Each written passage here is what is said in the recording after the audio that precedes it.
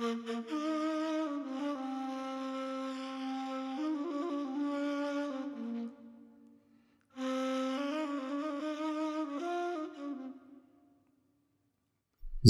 حەمەغەریب ڕەسوڵ، ڕۆژنامەنووس و شاعیر و سینەماکار.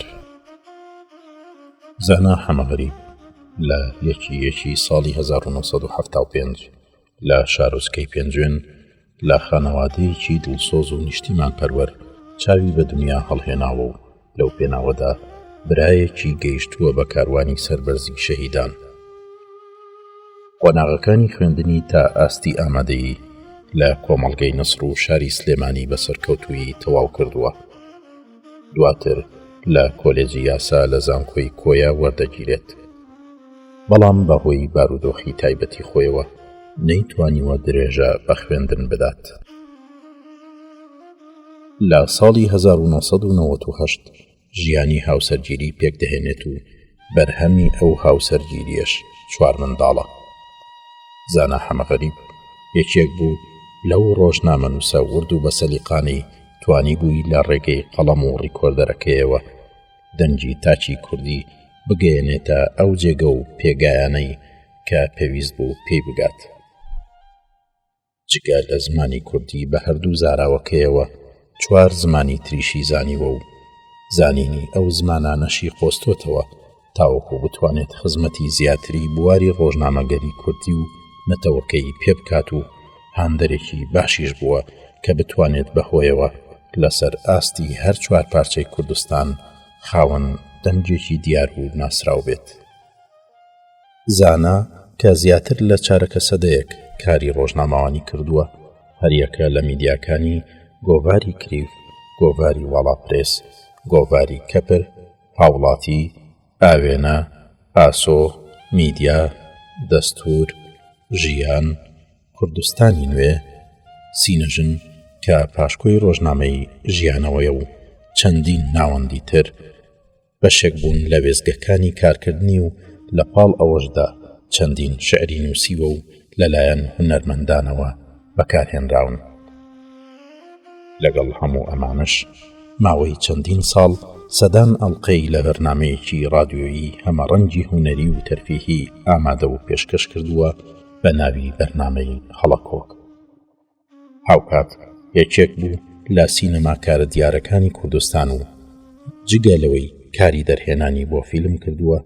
چەند پەرتووکێکیشی لەسەر سینەما نووسیوە. بۆ یەکەمین جاریش فیستیڤاڵی نا بۆ توند و تیژی دژی ژنان لە سلێمانی ئەنجامدا. لەگەڵ ئەوەشدا فیستیڤاڵی مافی مرۆڤ و فیستیڤاڵی کورتە فیلمی نێودەوڵەتی کەلار و فیستیڤاڵی فیلمی کوردی ئامەد و فیستیڤاڵی فیلمی سینەمای منداڵانی ئەنجامداوە کە ئەوەش جیاواز لە فیستیڤاڵەکانی دیکە منداڵان خۆیان پێک هاتەی سەرەکی فیستیڤاڵەکە بوون. لەگەڵ ئەوەشدا وێنەگرێکی کارامە بوو، وەکو وێنە و ڤیدیۆ و تەنانەت پێشانگای وێنەشی کردوێتەوە. زانا حەمەغەریب خاوەنی چەندین خەڵاتی ناوخۆیی و نێودەوڵەتی بوو، بەڵام بەداخەوە پاش ململانەیەکی زۆر لەگەڵ نەخۆشیدا لە ڕۆژی 21 مانگی حوتی ساڵی 2025 بۆ دوجار ماڵ ئاوایی لە خانەوادە و دۆستان و هاوڕێیانی کرد و گەڕایەوە بۆ بەربارەگای خودای گەورە و لە شاری سلێمانی بە خاک سپێردرا.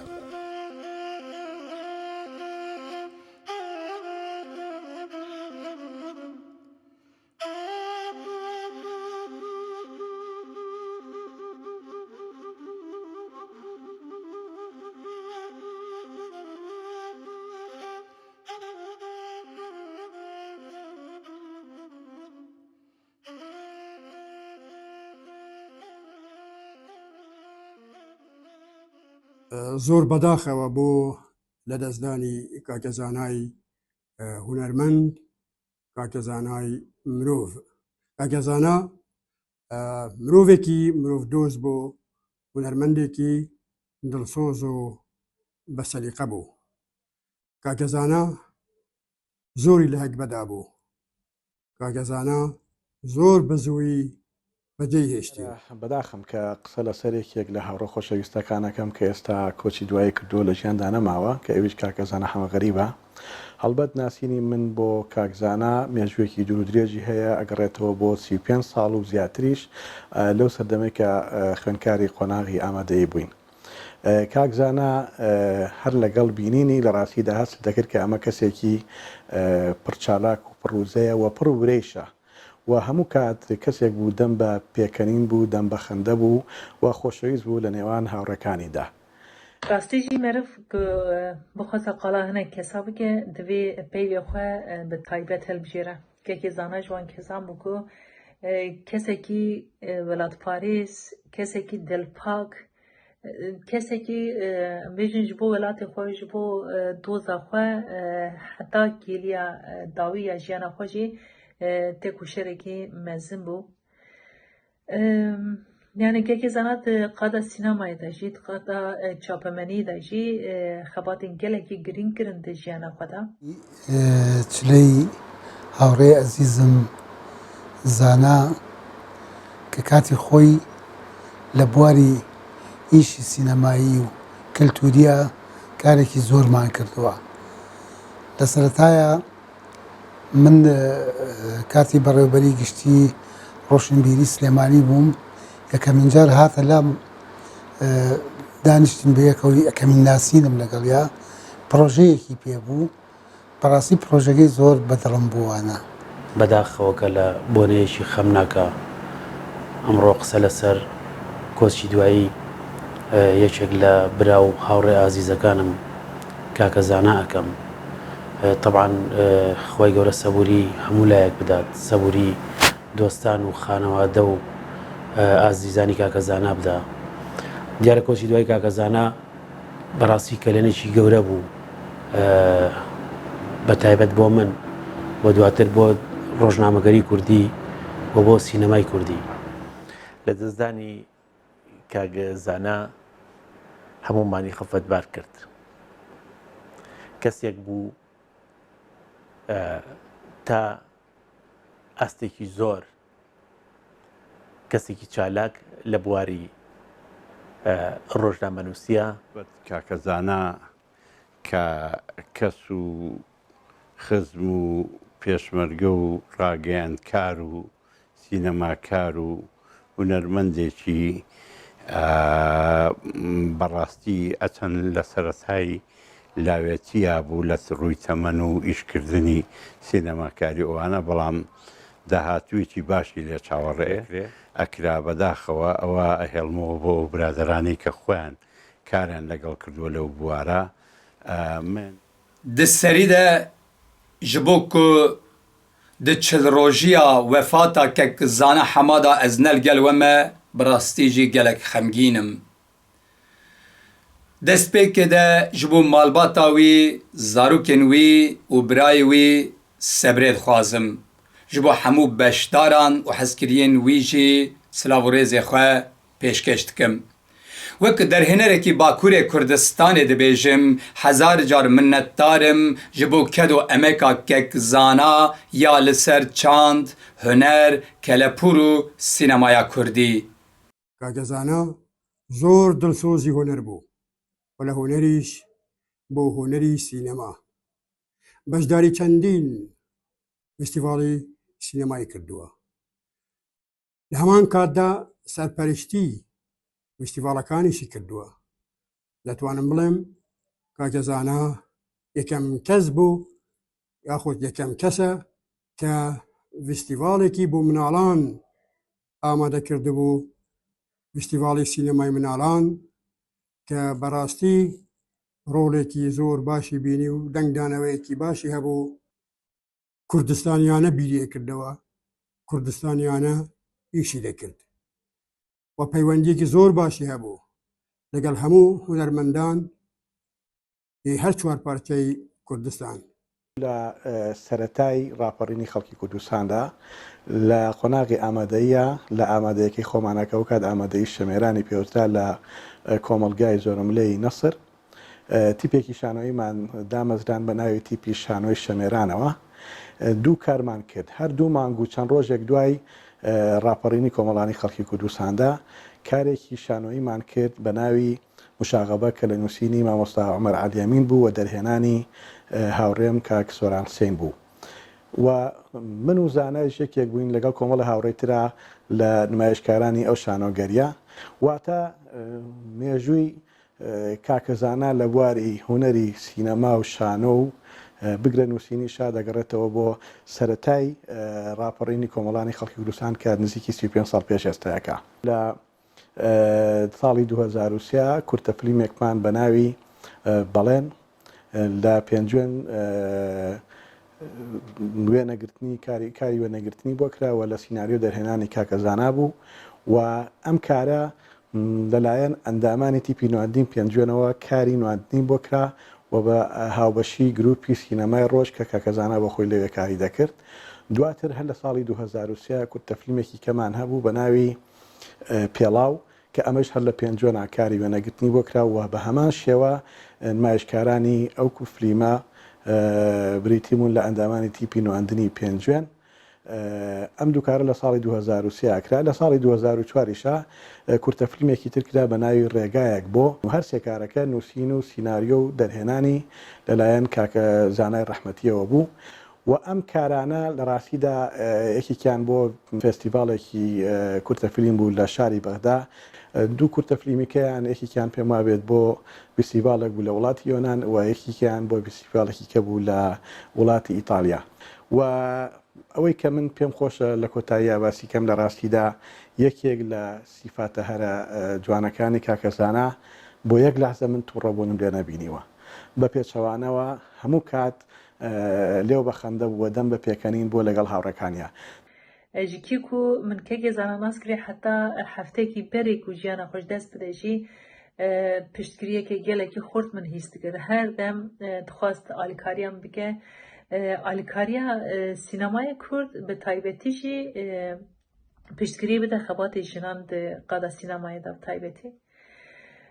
من هەر دەم هیس کرد یعنی دنەوە سینەمایدا دنەوە خەباتێن خەدا من کێکی زانە دیم بە هەر ڕێژی کار کرد نزانم یعنی هەن دژیانە مەدا هەن کەس هەنە گەلێکی تایبەتن کێکی زانەژی ji bo min gelekî bi taybet e di her gêliya jiyana xwe de jî viya bi min dahîskirin ez texmîn nakim ku kêrkê zana dilê kesekî an jî kesekî hiştî be ji her kesî re rûken û ji her kesî re dilxwaz bû li gel zarokê xwe jî wisa bû li gel hevjîna xwe jî di xebatê xwe de jî di têkoşîna xwe li hember jiyanê jî gelekî cuda bû xizmeteke gelekî xort kir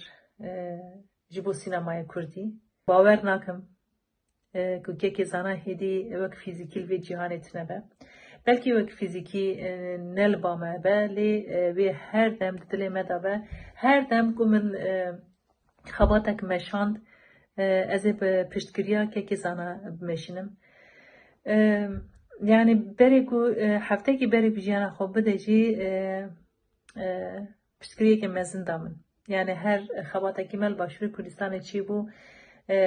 yani heftekî berê wî jî telefonê min kir ku yani ez dikarim ji bo te çi bikim kemasîkê hebe li Kurdistanê ez her dem amade me rastî jî wek birayê min bû yani wek birayê min ê heq bû ez wisa nêzik dibûm ew jî wisa nêzîkî min dibû wek xwişka xwe nêzîkî min dibû zarokê wî jî her wisa hevjîna wî jî ez kêkê zana bi rêzdarî bibîrtînim ez ê ti carî ji bîr nekim یەکەوە لە چەند ئیشێک لە گەرمیان ئەنجاماندا یەکێک لە جوانترین ئیشەکان کۆشکی مێرولەکان بوو لە دەرهێنانی نووسین و دەرهێنانی تەوفیقی ئەمانی بوو بێگومان زانە بەڕێوەبەری بەرهەم بوو خۆشی کارەکانی ڕێکخستوانە یەکی لەو فیلمە جوانانەیە کە ئێستایشە بەڕاستی لە سینەمای کوردیا باسەکرێتوانە دواتر بیەکەوە بیرمان لەوە کردەوەم گەرمیان ببێتم شوێنێک کە بەڕاستی لەبەرەوەی خۆتان نەزانن لە گەرمیان ئەنفال و چیرۆکێکی زۆر لەو بابەتە هەیە بۆیە چەند فیلمێکمان ئەنجامە بیرمان لێکەوە فستیڤالێکی تایبەت لە کەلار ئەنجام دەین. ئەوە بۆ فستیڤاڵی کورتە فیلمی کەلارمان کرد کە یەک فستیڤالێکی زۆر نموزەجی بوو کە زانە ڕۆڵی گرنگی تیابینی لە بانگەشکردنی فیلمەکان، لە هەڵبژاردننی فیلمەکان لە بەرەوەی سەلیقەیەکی زۆر چاکی هەبوو. شارەزایش بوو لەو فیلمە چاکانەی کرد لە فستیڤاڵ نێودەوڵەتەکانە عەرزەکرا لە دەرەوەی کوردستانیش. بۆیە ئەو فیلمانەی کە بانکران بۆ ئەوێ و ئەو وەفدەی کە ئەو وەفدانش کە بانگران تەنانەت ئەو کاتە لە حەدیث المەدینەی تەلەڤیزۆنی یا سۆمەری یا شەرقیە بوو، باسی ئەو فستیڤاڵی کرد کە یەکێ لە نایابترین فستیڤاڵەکان بوو. فستیڤاڵی فیلمی ژنانمان کرد، دواتر چەندین ئیشی ترمان کردوانە. بەداخەوە زانە توانایەکی زۆر گرنگی هەبوو لە بواری سینەما و لە مەسەلەی فستیڤاڵ و ڕێخستنی فستیڤاڵەکانە زۆر شارەزا بوو. بەداخەوە بەو نەخۆشیە کۆچی دوایی کرد و بەجێهێشتین. ڕۆحی شاد بێ. کاکە زانە لە چەند وێزگەیەکی جیا لە کاری ڕۆژنامەوانیمە پێکەوە کارمان کردووە. یەکێک لەو کەسانی کە بەڕاستی من بەردەوام بۆ کارەکانی خۆم ڕاوێژم پێ کرد. کوڕێکی ورد بوو، خاوەنی دنیابینێکی فراوان بوو، خاوەنی خەونێکی گەورە بوو کە بەداخەوە مەرگ مەودای نەیە. کاکزانە یەکێک بوو لەو ڕۆژنامە نووسە زۆر باشانەی کە ئەکرێ بڵین لە ئێستای دنیای میدیای کوردیا ڕۆژنامە نووسێکی دەگمەن بوو. دەستی بۆ زۆر بابەتی گرنگە برد، دەستی بۆ زۆر بابەتی حەساسە برد. کاکزانە بەبێ ئەوەی لە هیچ شتێک بسڵەمێتەوانێ، بەبێ ئەوەی هەست بکا کە شتێک پێی ئەوترێ بڤە لە پێناو قەزەی کوردی و لە پێناو قەزەی کۆمەڵگایە دەستی بۆ ئەبەر. یعنی من خۆم لە نزیکەوە ئاگادارم دەیان راپۆرتی هەبووە کە بەڕاستی مای لە سەروەستان و لێڕامان بووە. کاکزانە مەودای کارەکانی تەنها لە هەرمی کوردستانە نەبوو، خەونەکەی هێندە گەورە بوو کە پەلی هاویشت بوو بۆ ناوچەکانی تری عێراق و تەنانەت بۆ دەرەوەی عێراقیش. جا ئەم خەونی کاکەزانە لە مەسایلی ڕۆژنامەی کوردیە بە زۆرە لە زۆرەکان گریدا بۆ بە دنیای سینەمای کوردیەوە. یعنی بەڕاستی جێدەستێ زۆر گرنگ و گەورەی هەبووتیایە لە پرسی هونەری سینەمایە کە هەمانە زانین دنیای سینەما لەگەڵ دنیای ڕۆژنامەگەری دوو دنیای زۆر گەورن و دوو دنیان لە کۆتاییە دەبنە ناسنامەی گەلێک، ناسنامەی میلەتێک. تەنانەت لەگەڵ پارچەکانی تری کوردستانیشە توانی بووی پەیوەندیێکی باش و پتە و فراوان دروست بکات، هاوکات مناڵانی لەبیر نەکرده بوو. دەکرێت بڵین کاکزانە ڕەنگە یەکێک بێت لە یەکەمین ئەو کەسانی کە کاری بە مناڵ کرد لە دنیای سینەمایە. یعنی ئەمە بۆ خۆی پرۆژەیەکی گەورە بوو کە فستیڤاڵی مناڵانی ڕێئەخست و لە نێو ئەوەیە ئەو تەواوی ئەو فیلم و کورتە فیلمانی کە دروست ئەکران و بەرهەم ئێنران منداڵان خۆیان کاریان لەسەرە کرد، خۆیان دروستیان نەکرد. ئەمە لە ژێر ڕێنمایی و سەرپەرشتی کاکزانە خۆیە. من بەداخەوەم یعنی برینی کۆچی دوایی کاکزانە پێم وانێ بە ئاسانی ساڕێژ بێت، لەبەرەوەی کاکزانە تەنها کاکزانای خێزانەکەی خۆی نەبوو، بەڵکو کاکزانای کۆمەڵگایەک بوو کە دروستکردنەوەی ئەم جۆرە لە مرۆڤانەی تیا قورسە بە ئاسانی دروست نابنەوە. کەسێک سەرڕای هەموو ژیانە تایبەتەکەی خۆی، سەرڕای هەموو ئەو قورسایانەی کە لەسەر حیاتی خۆی هەیە وەکو تاک هاوکات خەمی گەورەی گەلێکیشی کردبووە کۆڵی خۆی. ئەوەی کە من بیزانم و ئەوشی کە بینیوم بە لە کاکزانە کەسێکی چالاک، کەسێک ئەگەر بێت و شتێکت پێ بوو تا کاکزانە ئەم چاپێکەوتنە نیازمانی ئەم چاپێکەوتنە بکەین ئەی بەسەر چاو. لە ماوەیەکی زۆر کەمە چاپێکەوتنەکەی بە ڕێک و پێکی خستە بەردەمە. یعنی کەسێک بوو متمانی پێکرا، کەسێک بوو کەم تەرخەمی نەئەزانی، لە هەموو بوارەکانە کەسێکی باڵا بوو. هەر کاتێک پێت بوو تایە ئێمە پێویستمان بە چاپێکەوتن هەیە لەگەڵ سەرکردە عەرەبەکانە، بە تایبەتی ئەوانەی خوار و ناوەڕاستی عێراق زۆر بە چالاکانە ئەوی چێت ئەوێ منەیکەم. سیاسەتمەدارانی باکوور هەر کەسێکمان پێ بوو تایە پاش چەند ڕۆژێک چاپێکەوتنی خستە بەردەستمان لە ڕۆژ ئاوای کوردستان بە هەماشیەوە زۆر خەفەتبارین یعنی بۆ کاگەزانە ئەم کەسێک بوو ئەتوانم بڵێم لە زۆربەی بوارەکانە پسپۆر بوو یان ئەیتوانیت کاری باشی تیا بکات یعنی لە دەستدانی کاکەزانە لە یەک کاتە لە دەستدانی کۆمەڵێک کارکتەرە لەگەڵ من لە سیارەیەک بووین زانا و ئەفسەری ئەمەلیاتەکەمان لەگەڵ چەند پێشمەرگەیەکە لە هامەرێکی پێشتر بوون عبوەیەک بە ئێمە تەقیەوە لە ناو ئەو دوو کەڵ و لە ناو ئەو تەقینەوەی و لە ناو ئەو مەترسی کە ڕووییا بوو ئەم کاکەزانایان بینی کامێرەکەی بەشانەوە بوو تەسویری ئەکرد یعنی منتم بابەوە چاو چاو نابینێ لە خۆڵات و تەسویری چیەکەی هەر کۆڵی نەدا تەسویری ئەکرد نەک هەر ئەو ڕوودا زۆربەی زۆری ڕووداوەکانی کە دوایی ئەتوانین بڵین ئەوەش هەر گرنگە باسی بکەم کە ئەوە فلیمێکی سینەمایی ڕۆپۆرتاژێک بوو کە کردی لە سلێمانی عەرز کرا وە زۆربەی زۆری ئەو برادەرە هونەرمەندە گەورانەی سلێمانی هات کە فلیمەکەی عەرز کرد فلیمێکی ریپۆرتاژی بوو جگەل لە سەردانەکانمان بۆ نوختەکان جگەل لە عەڵس و کەوتمان لە بەغدا لە شوێنەکانی کە لە ڕێگا چیمان بەسەر هاتبوو بە ناوی کاروانی خۆرەوە بەرەو بەغداد یعنی ئەمە یەکێ لە شتە نمونەیەکانی بوو کەسمان ئاگادار نەبووین لەوەی کە ئەم شتەی کردبوو خۆی بەویستی خۆی کردبووی و دواییش کەوتی شتێکی وام کردووە ئێمە بەلامانەوە نەک هەر من ئەفسەرەکانی کەش بەلایەنەوە شتێکی بڵین زۆر ناوازە بوو باوەڕمان تۆزێین بوو وتمان لەوانێ شتێکی کاڵ و کرد و ئەوانە بێ کەچی دوایی لە دەمی کاگ عەبدولی هەمەجوان و هونەرمەندەکانی کەوە بەڕاستی ئەوان تەقیمیان کرد وتیان ئەمە شتێکی زۆر گەورەیە ئەو کاروانی خۆرە شتێکی زۆر جوان و ناوازە بوو کە کاکەزانە بە هەوڵ و ماندووبوونی خۆی و بە فکرەی خۆی و بە توانای خۆی ئەو کۆمەڵە ڕووداوانەی کە لەو ماوەی واجبمان لە ئەرکمان لە بەغدا بوو لە بڵین خستەی فەرزی قانونا بەشداریمان کردبوو ئەم پیاوە لێ هەمووی تۆمار کردبوو ئێمە جاری وا بووە ئەفسەری گەورەی ئەمریکی هاتووە بۆ لامان هاوپەیمانان کاتێکمان زانیوە ئەمەی کردووە بە راپۆرتێک و لە کورسانی نوێ نمونەی کورسانی نوێمانەیە کە بڵاوی کردوەوە نەک هەر من و ئەڵێم بەڵکو هەموو ئەفسەرانی فەوجی یەکی لیوای سلێمانی سوپای عێراق هەموو شایەتی ئەم ڕاستیە ئەدەن و ئەم گەواهی ئەدەن بۆ ئەوەی کە ئەم پیاوە بەڕاستی زۆر ئەگەر جسمیشی قەڵەو بوو بەڵام بەڕاستی